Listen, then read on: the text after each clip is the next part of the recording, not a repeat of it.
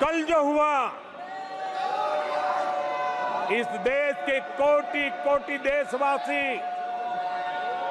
आने वाली सदियों तक माफ नहीं करेंगे। आदरणीय सभापति जी, 131 साल पहले, 131 ईयर पहले स्वामी विवेकानंद जी ने शिकागो में कहा था, मुझे गर्व है कि मैं उस धर्म से आता हूं जिसने पूरी दुनिया को सहिष्णुता और वैश्विक स्वीकृति सिखाई है। 131 साल पहले हिंदू धर्म के लिए विवेकानंद जी ने अमेरिका के शिकागो में दुनिया के दिग्गजों के सामने कहा था। आदरणीय सभापति जी, हिंदू सहनशील है, हिंदू अपनत्व को लेकर के जीने वाला समूह है। इसी कारण भारत का लोकतंत्र, भारत की इतनी विविधताएं, उसका वैविध्य की विराटता आज उसी के कारण पनपी है और पनप रही है। आदरणीय सभापति जी, गंभीर बात है कि आज हिंदुओं पर झूठा आरोप लगाने की साजिश हो रही है, गंभीर षड्यंत्र हो रहा है।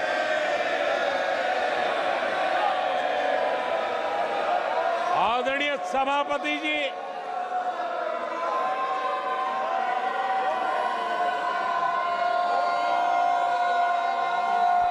आदरणीय सभापति जी,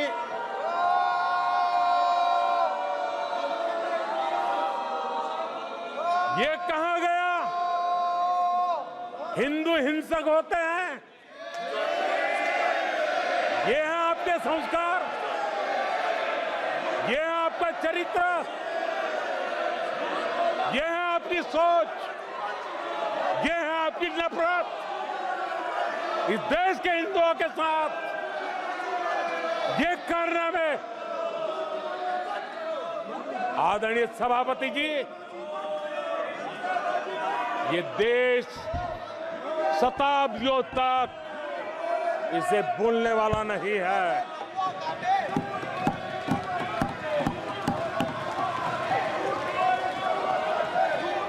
कुछ दिन पहले हिंदुओं में जो शक्ति की कल्पना है, उसके विनाश की घोषणा की गई थी। आप किस शक्ति की विनाश की बात करते हैं? ये देश सदियों से शक्ति का उपासक है। ये मेरा बंगाल मां दुर्गा की पूजा करता है, शक्ति की उपासना करता है। ये बंगाल मां काली की उपासना करता है, समर्पित भाव से करता है। आप उस शक्ति के विनाश की बातें करते हो। ये वो लोग हैं जिन्होंने हिंदू आतंकवाद ये शब्द गढ़ने की कोशिश की थी।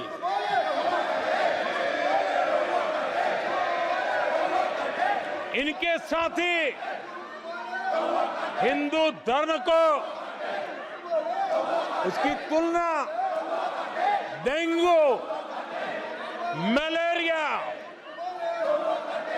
ऐसे शब्दों से करें और ये लोग तालियां बजाएं, ये देश कभी माफ नहीं करेगा। आदरणीय सभापति जी,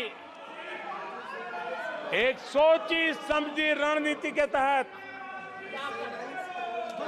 इनका पूरा इकोसिस्टम, हिंदू परंपरा, हिंदू समाज, इस देश की संस्कृति, देश की विरासत, इसको नीचा दिखाना, उसे गाली देना, उसे अपमानित करना, हिंदुओं का मजाक उड़ाना, इसे फैशन बना दिया है और उसको संरक्षण देने का काम अपने राजनीतिक स्वार्थ के लिए ऐसे तत्व कर रहे हैं।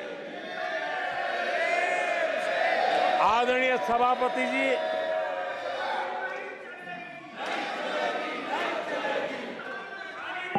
माननीय सदस्य प्लीज। आदरणीय सभापति जी, हम बचपन से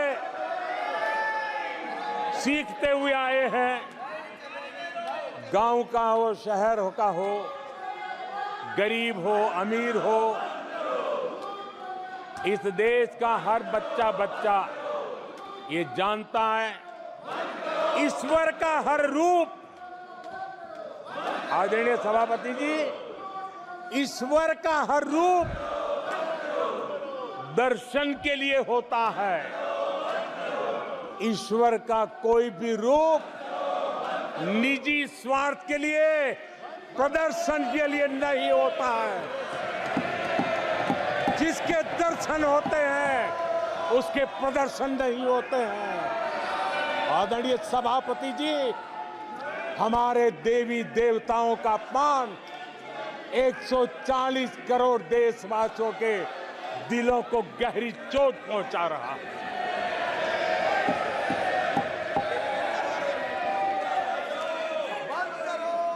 निजी राजनीतिक स्वार्थ के लिए ईश्वर के रूपों का इस प्रकार से खेल, आदरणीय सभापति जी, ये देश कैसे माफ कर सकता है? आदरणीय सभापति जी, सदन के कल के दृश्यों को देख करके